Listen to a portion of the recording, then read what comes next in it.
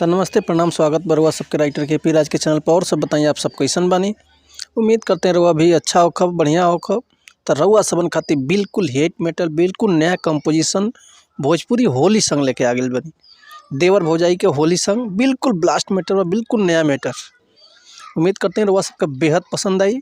इससे पहले कहब रउआ सबसे, अगर वह गायकी में इंटरेस्ट बा, नया नया मैटर के तलाश में बानी, नया नया मैटर वह सबके नहीं खे मिलत, अगर हमारा चैनल पे आ गए बनी तो चैनल के लाइक करी, सब्सक्राइब करी, बेल आइकन प्रेस कर दी, ताकि कोनो भी वीडियो अपलोड कर दे सबसे पहले नोटिफिकेशन रुआ सबके मिले। ऐसे कहते हैं भैया रुआ सबन खातिर हर एक प्रकार के सॉन्ग लिखी ले, भोजपुरी में या हिंदी में। लव सॉन्ग होखे, ऑर्केस्ट्रा सॉन्ग होखे, बेवफाई सॉन्ग होखे, या विवाह गीत होखे, या विदाई गीत होखे, या निर्गुण होखे, या पूर्वी होखे, या झलकुटन होखे, या धोबी दासू गीत होके, हर एक प्रकार के सॉन्ग रउआ के मिली हम लग से बिल्कुल उचित चार्ज पे। लेकिन चलिए देखिए आज के गाना कैसे बा। बिल्कुल नया मैटर, बिल्कुल ब्लास्ट मैटर बा होली के, देवर भौजाई के। आई देखिए कैसे गावक बे के का शब्द बे कर हुआ के शब्द बताओ तने पहले। जेंट्स के पार्ट बा भैया कि होली में भौजी धरे द या कवारी, लाइल बनी देख बड़ पिचकारी। एक बार और सुन ले भैया कि होली में भौजी धरे द या कवारी, लाइल बनी देख बड़ पिचकारी।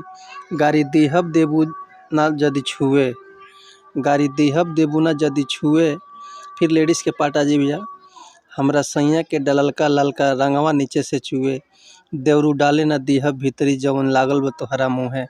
आई देखे के गाँव के कैसे बा, कौना भाव में गाँव के बा, बिल्कुल नया कंपोजिशन मैटर बा। तो चलिए देखिए रउआ सब कम गा के भी बताओ तो कैसे गाँव के बा।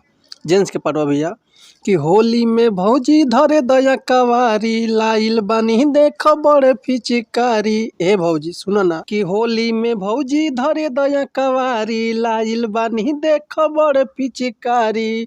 गाड़ी देहब देबू ना जदि छुए छुए। तो सुनो हमारा सैया के डललका ललका रंगवा नीचे से छुए, देवरू डाले न देहब भीतरी जौन लागल बा तोहरा मुँहे।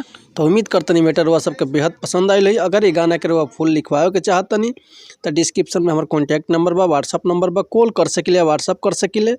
रुआ के बिल्कुल उचित चार्ज पे फुल गाना मिल जाए। एक और बात कहब रुआ से भैया कि अगर हमारा गाँव में कोनो मिस्टेक भइल होखे तो भैया क्षमा चाहतनी, ऐसे कि हम गायक ना हैं, खाली रउआ सब के समझा सकिले, बता सकिले। ई रउआ ऊपर डिपेंड करता, रउआ जितना बढ़िया से के गा सकिले ई रउआ ऊपर सब निर्भर करता। जितना बढ़िया म्यूजिक बनवा के जितना बढ़िया से गायकी करतनी उतना बढ़िया से होली में गाना बाजी। तब मिलत है नेक्स्ट वीडियो में कुछ नया गाना लेके, कुछ नया कंपोजिशन लेके, कुछ नया मैटर लेके।